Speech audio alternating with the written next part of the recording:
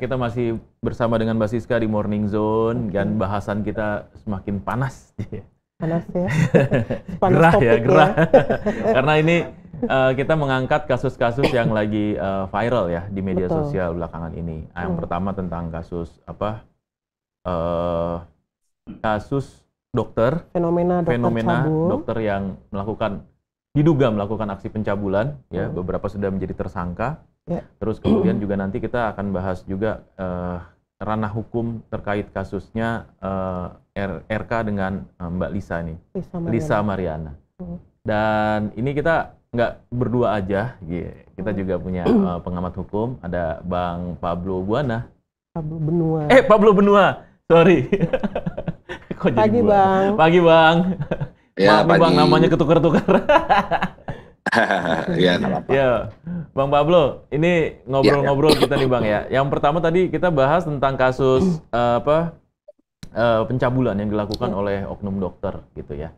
Dan ini makin marak, ada kasus yang di Bandung ya, dokter anestesi, terus kemudian di Garut, dokter obgyn atau kandungan, terus kemudian juga ada dokter yang umum yang melakukan pemeriksaan dasar tetapi pasiennya diminta untuk membuka pakaian. Ya, itu di Malang ya, Jawa Timur. Nah, ini menurut dokter nih kan, menurut Bang Pablo sendiri, kira-kira kalau misalnya kasus ini kan udah masuk ke ranah hukum, ya, dan banyak kemungkinan polisi menyelidiki korban-korban lain yang belum speak up gitu. Nah, untuk korban-korban kasus pencabulan terutama gitu ya, kalau mereka mau speak up itu harus kemana sih, Bang? Gitu. Ya, jadi sebenarnya kalau kita lihat fenomena adanya satu dugaan tindak pidana pelecehan seksual yang dilakukan oleh suatu profesi, yaitu dokter, begitu ya. Sebenarnya juga kita sudah tidak heran terlalu terlalu naif kalau kita itu menganggap bahwa ini adalah sesuatu kejadian hal yang luar biasa.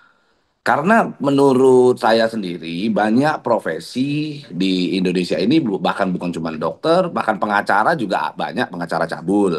Bahkan banyak oknum polisi yang cabul. Baru-baru ini kan juga ada Kapolres yang dikenakan ditangkap dan ditetapkan jadi tersangka karena melakukan pelecehan seksual terhadap anak di bawah umur gitu ya.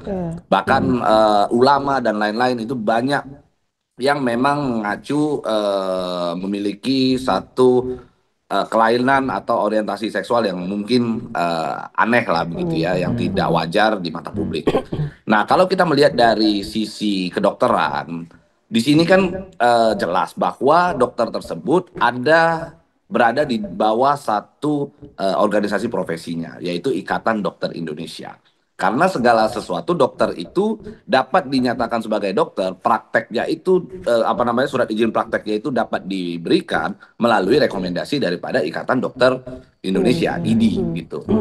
Nah, tentunya ada satu bentuk tanggung jawab moral yang harusnya dilakukan oleh Ikatan Dokter Indonesia tersebut, IDI tersebut, dalam hal pengawasan terhadap tingkah laku, perilaku, secara etik dan moral bagi para dokter di seluruh Indonesia.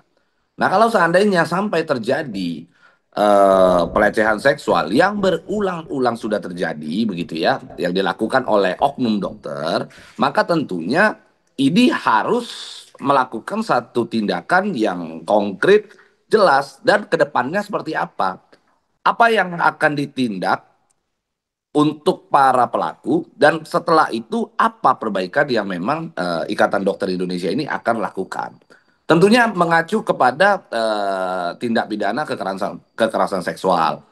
Tentunya para pelaku ketika sudah dilaporkan, proses hukum berjalan, maka Ikatan Dokter Indonesia dapat mengawal kasus tersebut, berpihak kepada masyarakat. Karena cita-cita daripada Ikatan Dokter Indonesia ini didirikan tentunya untuk membuat profesi dokter itu lebih bermartabat, lebih mulia begitu ya di mata masyarakat, kan begitu.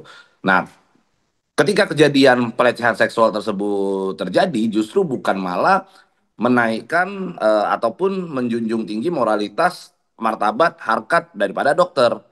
tetapi justru malah menjatuhkan atau mencemarkan nama baik kedokteran itu sendiri. Maka peran daripada Ikatan Dokter Indonesia saat ini sangat penting sekali, harus kawal ini, bahkan bila perlu Ikatan Dokter Indonesia buka posko bagi masyarakat yang memang ingin mengadukan, mengalami satu kejadian dilecehkan oleh oknum dokter dimanapun, dari Sabang sampai Merauke, harusnya Ikatan Dokter Indonesia mengadvokasi itu, menyediakan ruang itu bagi masyarakat agar mereka bisa melakukan tindak lanjut lebih. Begitu. Jadi menurut saya peran daripada Ikatan Dokter Indonesia saat ini penting. Kementerian Kesehatan juga tentunya harus menjadikan persoalan ini atensi, begitu ya, agar persoalan ini tidak lagi terulang. Nah, setelah kejadian tersebut sudah dapat ditangani, ditindaklanjuti, maka harus dirumuskan bagaimana sih SOP daripada profesi seorang dokter. Kalau bisa sampai ada kecolongan gitu ya, ada pasien yang sampai dilecehkan, berarti ada SOP yang salah. Ada SOP yang membuka peluang bagi seorang dokter untuk melakukan perbuatan itu.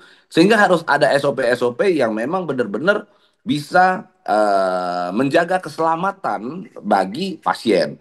Baik itu mungkin keselamatan dari pelecehan seksual atau mungkin bahkan keselamatan dalam dalam praktek dokter begitu. Kadang-kadang kita nggak paham, bukan cuma hanya pelecehan seksual.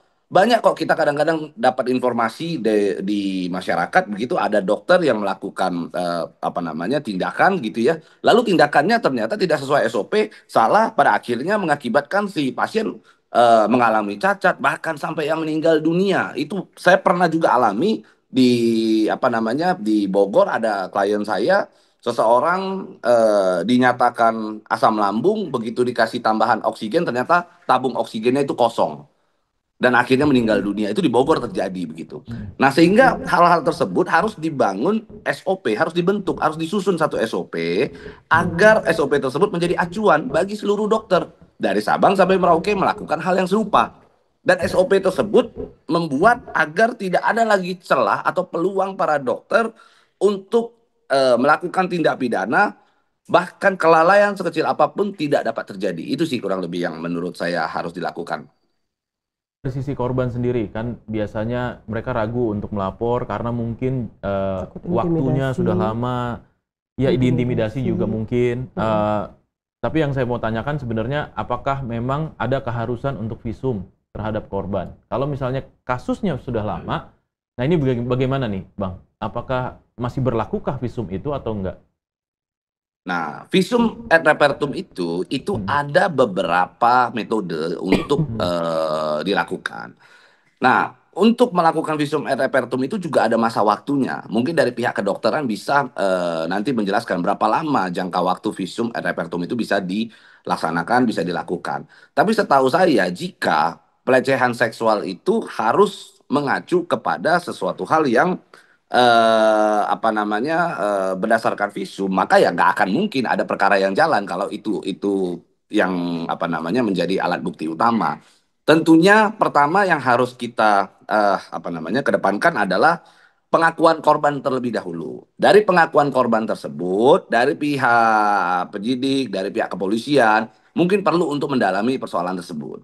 Oke, mendalami persoalan tersebut kan nggak melulu harus ada alat bukti berupa visum, tetapi mungkin bisa berupa petunjuk. Petunjuk-petunjuk itu kan kita bisa lihat dari kapan korban tersebut datang, relevan nggak antara waktunya. Lalu ketika korban datang ke suatu rumah sakit atau ke suatu klinik, lalu hadir di sana, ada sebagian orang yang pasti mungkin melihat. Nggak mungkin korban ujuk-ujuk datang ke sono, di dalam rumah sakit itu cuma ada si korban. Pasti ada orang lain yang mungkin mengetahui, misalnya susternya, misalnya satpamnya, misalnya saksi gitu ya, Bang, ya? ada saksi yang mungkin bisa memberikan keterangan yang mereka dengar, yang mereka lihat dan mereka ketahui terkait dengan persoalan tersebut. Itu akan menjadi puzzle kan, akan menjadi satu rangkaian peristiwa yang yang nanti mungkin bisa dilihat apakah memenuhi unsur suatu tindak pidana apa tidak, kan gitu. Iya, iya. Oke, Zoners. Kita gantung sengaja gitu ya, karena kita serahkan semuanya ke Oke Zoners semua. mau merespon seperti apa silakan. Kita ketemu lagi besok di jam yang sama ya Mbak Siska ya, jam 8 sampai jam 9 pagi tetap di Morning Zone. Assalamualaikum warahmatullahi wabarakatuh.